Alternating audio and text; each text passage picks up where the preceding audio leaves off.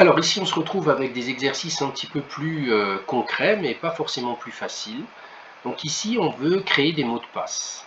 Et pour ça, donc on a d'imaginer un mot de passe ici qui représente n caractères. Donc en tout, je vais pas évidemment tous les dessiner. J'ai un mot de passe avec n caractères. Et dans chaque case ici que je dessine, j'ai le choix entre 10 chiffres, donc de 0 à 9.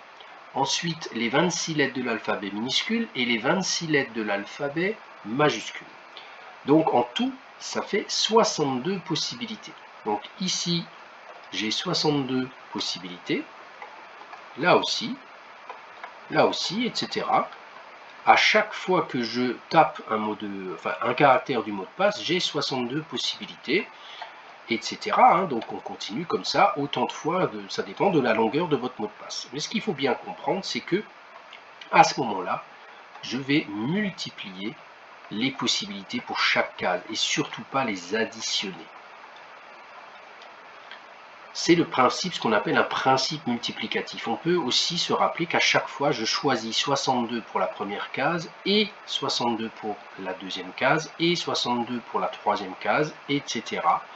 Et donc, je vais multiplier ici 62 n fois.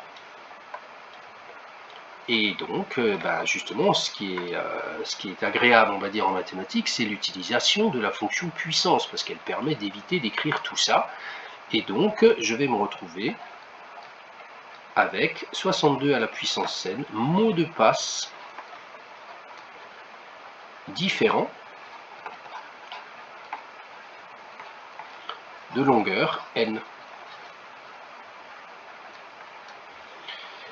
Ça, c'était pour la première question. La deuxième question, si je veux des mots de passe de longueur 4, eh bien donc le nombre de mots de passe différents, ça va être 62 à la puissance 4. Et là, c'est assez impressionnant parce qu'on va trouver 14 776 336 mots de passe de longueur 4.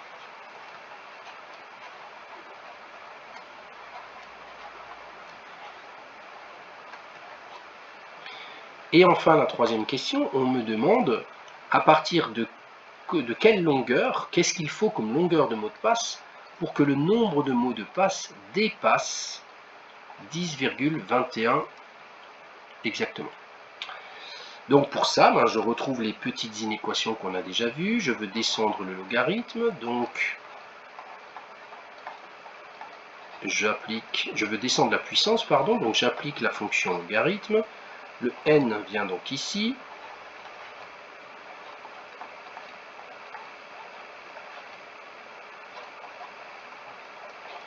Et je peux alors isoler cette valeur de n en divisant toute la ligne par logarithme de 62. La calculatrice vient m'aider, je trouve à peu près 28,07, 11,71, je m'avais vu, 11,71. Et donc, il faut au minimum